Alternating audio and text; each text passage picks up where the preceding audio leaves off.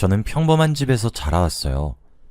부모님의 소득도 평균 수준인데 부모님이 엄청 절약을 잘하시는 스타일이라 모아둔 목돈이며 투자 개념으로 보유하고 계신 부동산은 조금 있어요.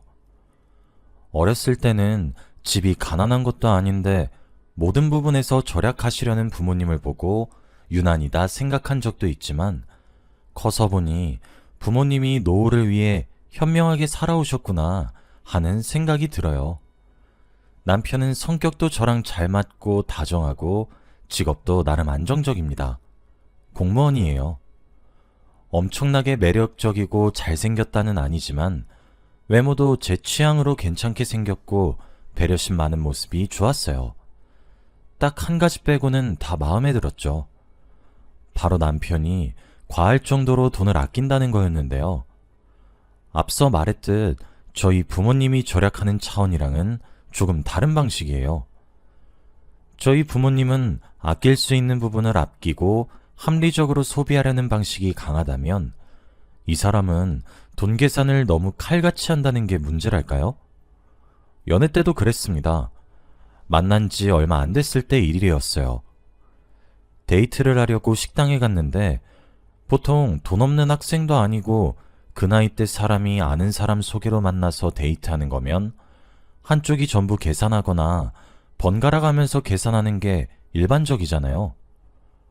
저는 그동안 연애해 오면서도 데이트를 할 때 대부분 남성분들이 먼저 계산해 주셔서 이번에도 별 생각이 없었습니다. 식사를 마치고 나서 제가 화장실 다녀온 사이에 그 남자가 먼저 성큼성큼 카운터로 가길래 아, 이번에도 그런가 싶었습니다. 그래서 저는 나중에 카페 가면 커피값은 내가 계산해야겠다 생각했죠. 그런데 계산이 다 끝난 줄 알고 제가 카운터를 지나쳐 출구로 나가려고 하니까 그 사람이 절 불러세우더군요. 혜연씨, 어디 가세요? 계산 아직 안 끝났어요. 알고 보니까 그 남자가 먼저 가서 딱 반을 자기 카드로 계산하고 나머지 반은 제가 계산하러 오길 기다리고 있는 거였어요. 계산대 앞에 서 있는 점원한테 어찌나 창피하던지. 이런 일은 처음이라 계산 끝나고 그분께 앞으로는 먼저 전부 계산하시면 제가 돈을 나중에 송금해 주겠다고 하니 알겠다면서 그럼 앞으로는 그렇게 하자고 하더군요. 또 하루는 자기한테 영화표가 있다며 저더러 영화를 보러 가자 하더군요. 제가 딱히 좋아하는 장르의 영화는 아니었지만 영화표가 있다고 하니 데이트 겸 그냥 군말 없이 따라갔습니다. 예의상 팝콘은 제가 사겠다고 하고 예매권을 뽑기 전 미리 팝콘을 사는데 남자는 팝콘이며 나초며 세트도 여러 가지 시키더라고요. 영화 보는 사람은 2명인데 세트에 딸려 나온 음료만 4개였습니다. 다 먹을 수 있겠냐는 제 말에도 두고두고 먹으면 된다고 정 안 되면 집에 들고 가서 먹으면 된다고 하더라고요. 그리고 그 남자가 예매권을 뽑을 동안 옆에서 기다리는데 그 남자가 갑자기 제게 손을 내밀더라고요. 뭔가 싶어서 영문을 모르겠다는 표정으로 쳐다보니까 자기 영화표는 있는데 그게 1인용이라 제 건 따로 예매해야 한다더군요. 그러니까 영화값 달라는 의미였죠. 어이가 없었지만 카드를 건네고 그날은 찝찝한 기분으로 영화를 봤습니다. 제 영화값도 자기가 반반해준 것도 아니었어요. 덕분에 저는 그닥 보고 싶지도 않은 영화를 제 돈 주고 게다가 저는 먹지도 않을 팝콘이며 나초며 다른 것까지 사게 됐죠. 뭐 이것까지는 괜찮았습니다. 그다지 큰 돈도 아니고 어른인데 애처럼 이런 걸로 속상해하는 것도 아니라고 생각했거든요. 그 사람이 과하게 돈을 아끼는 경향이 있기는 했지만 그거 말고는 좋은 남자친구로 제 곁에 있어줬기에 저는 그 남자와의 연애를 계속 이어갔습니다. 뭐 계산할 때나 조금 껄끄럽지 그 외의 상황에서는 너무 잘해주니까 그냥 모르는 척 눈 가리고 아웅했던 것 같아요. 하루는 친구들이 제가 새로 남자친구를 사귄 걸 알고 한번 소개해달라며 때를 써서 남자친구에게 허락을 받고 같이 제 친구들이랑 밥 먹는 자리를 만든 적이 있어요. 별로 좋아하는 눈치는 아니었는데 그래도 어색한 자리에 나와준 남자친구에게 고마웠죠. 그때 하필이면 친구들과 오랜만에 만나기도 하고 제 생일도 겹쳐서 좀 비싼 한우집에서 친구들이랑 만나게 되었습니다. 제 생일이기도 하고 다들 축하하러 모인 자리라 계산은 내가 해야겠다 생각하는데 남자친구가 이미 계산했다는 거예요. 그 얘기를 듣고 친구들도 오 하고 남자친구에게 잘 먹었다며 감사 인사를 하고 저더러 남자 잘 만났다며 축혀서 헤어졌죠. 저는 남자친구의 의외의 모습에 조금 놀라기도 하고 감동도 받았습니다. 친구들과 헤어지고 그날 밤 씻고 나와서 핸드폰을 확인하는데 남자친구에게서 연락이 하나 와 있더군요. 뭔가 싶어 확인해보니 고깃집 결제 내역을 저한테 보내면서 총 57만 9,850원이 나왔는데 자기랑 반반해서 28만 9,925원 보내주면 된다고 하는 겁니다. 제가 당황해서 아까 자기가 산다고 하지 않았냐고 물으니까 그때는 제 친구들 다 있는 상황이라 제 기세워주려고 했던 말이고 계산은 철저하게 해야 한다고 말하는 겁니다. 어이가 없어서 그 사람이 알려준 대로 돈을 송금하니까 다시 카톡이 오더군요.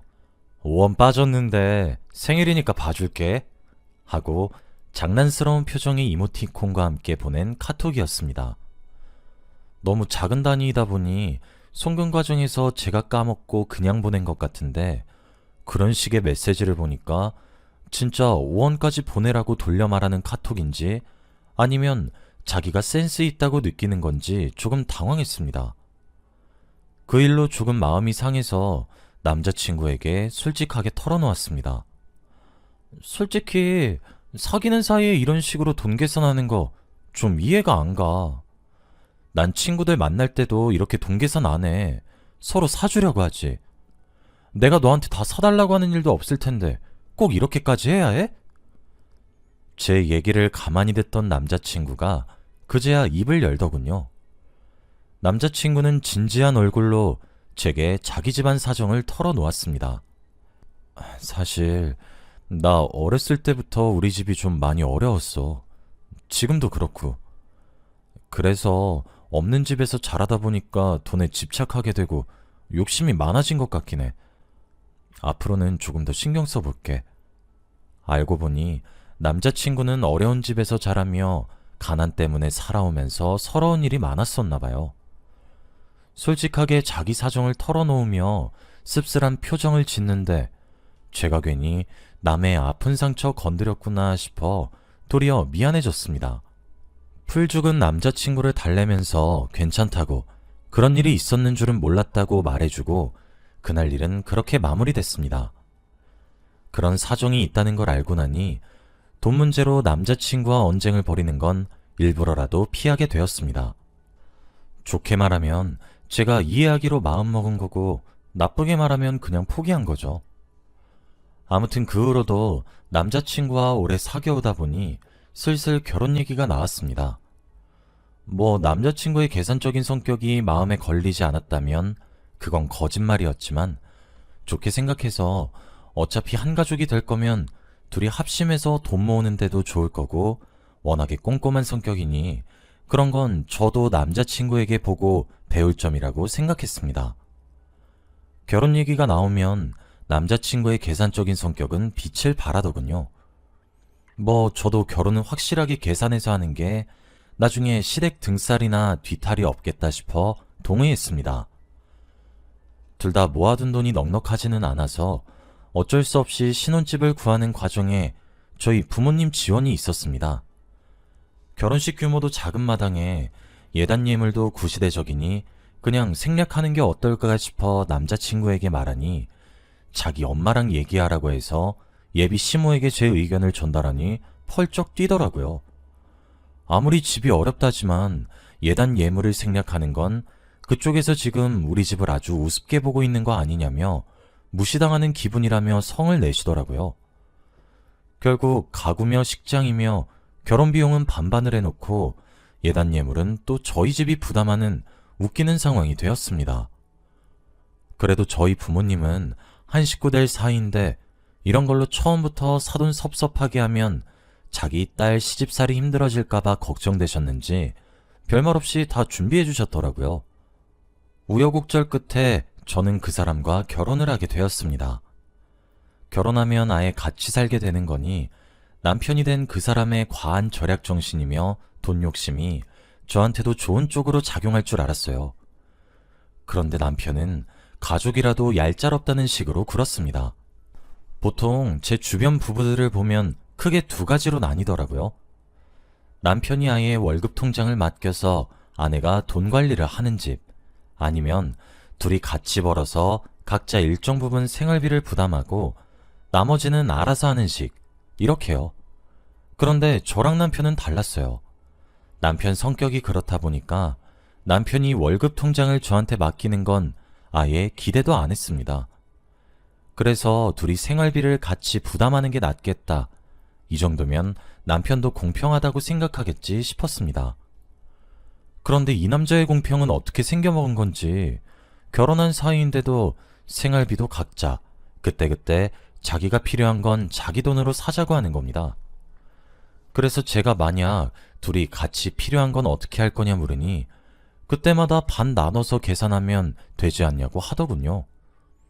어차피 그 똥꼬집 못 이길 걸 알아서 입 아플 바에 군말 없이 알겠다고 했습니다.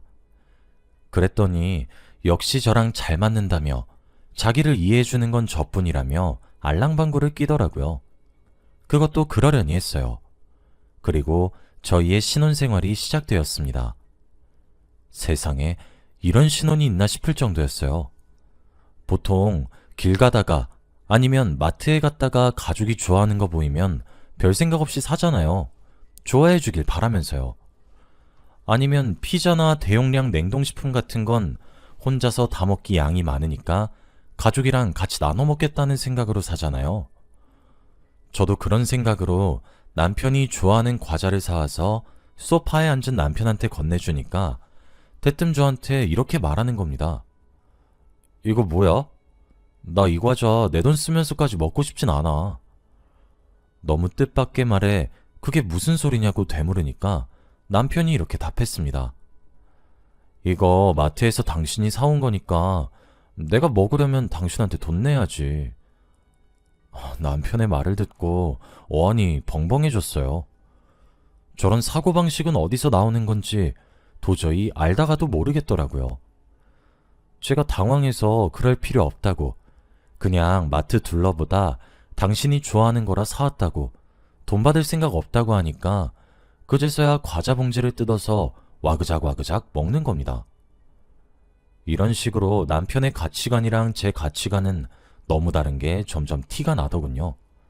저는 가족 사이엔 딱딱하게 굴고 싶지 않았는데 남편은 가족한테도 자비 없이 돈 계산을 했어요. 또 하나 생각나는 게 있습니다.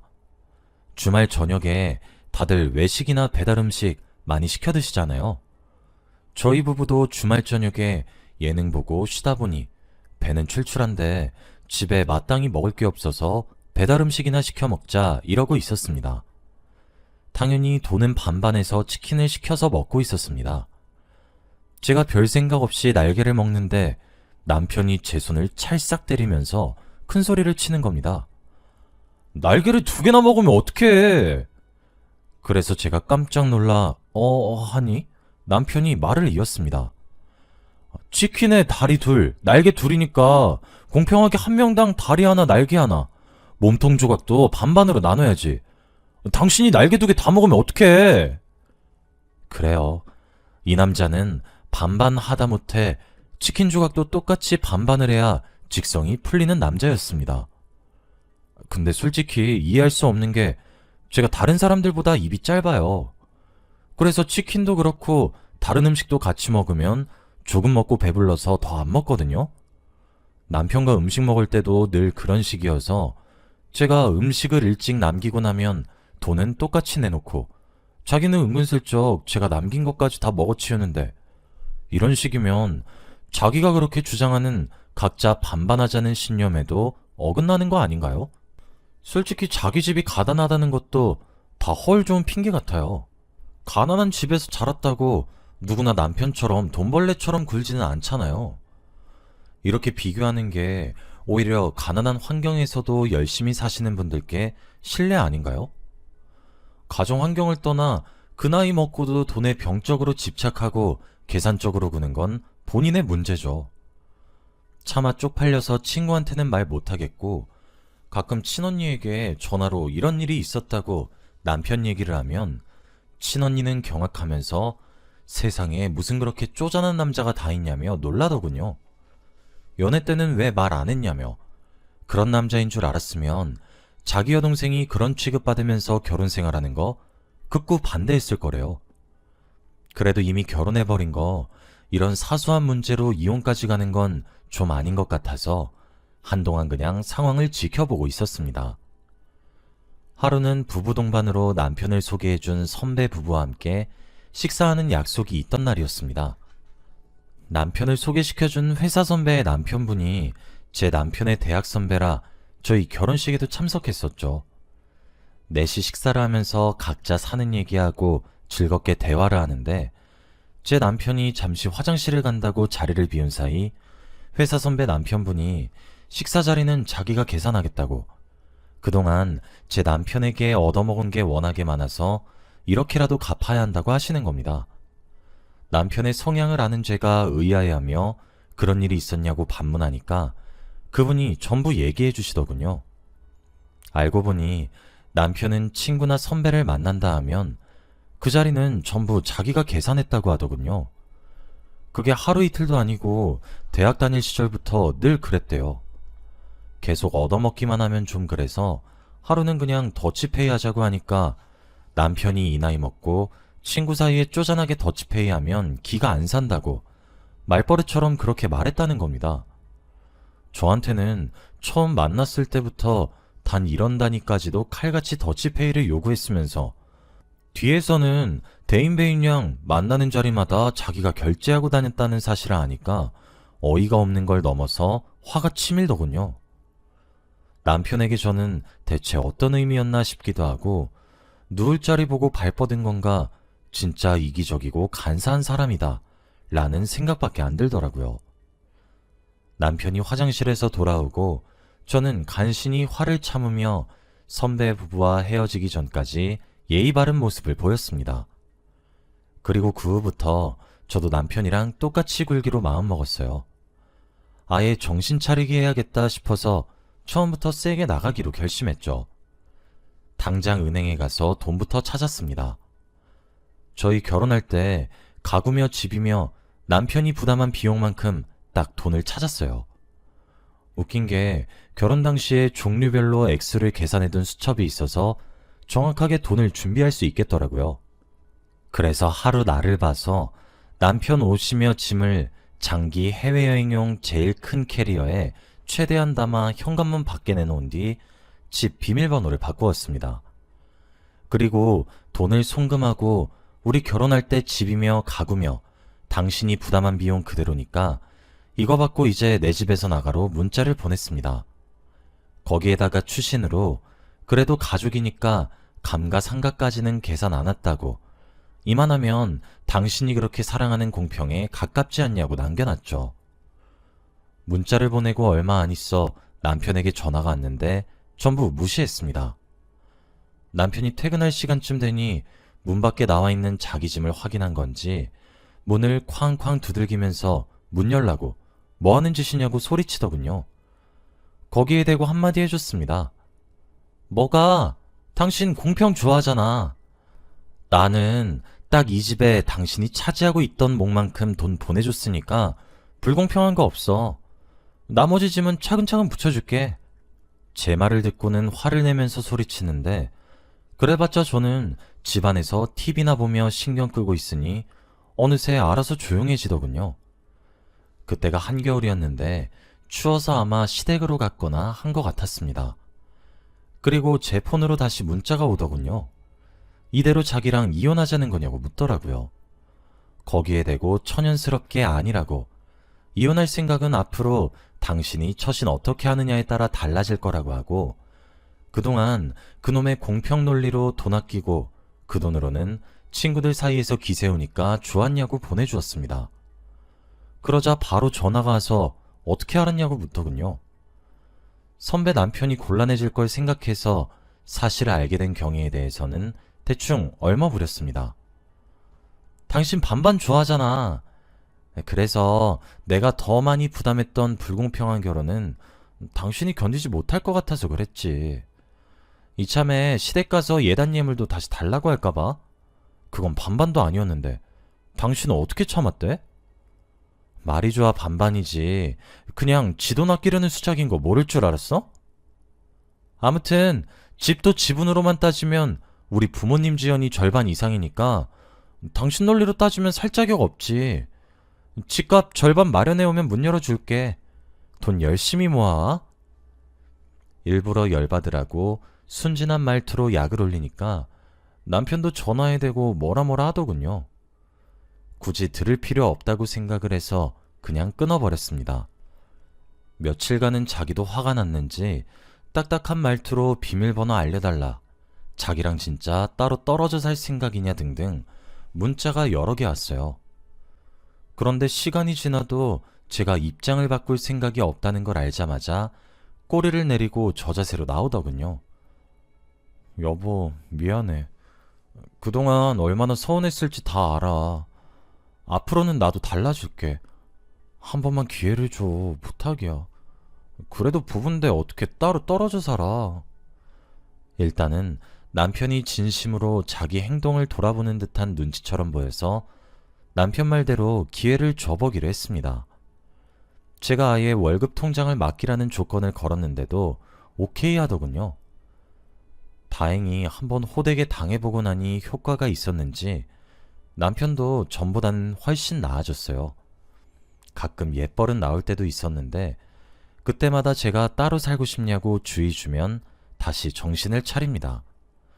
저한테 용돈 받고 사니까 오히려 돈 욕심에서 벗어난 것 같다고 자기도 이제 불만 없대요. 앞으로 어떻게 하느냐에 따라 또 달라질 수 있지만 아무튼 겨우 저희 부부도 다른 부부처럼 정상적인 모습을 되찾아가는 것 같아요. 여러분은 사랑하는 사람에게 인색하게 굴지 마세요. 괜히 인색하게 굴었다가 아예 사람이 떠나게 될 수도 있습니다. 저의 사연 들어주셔서 감사합니다.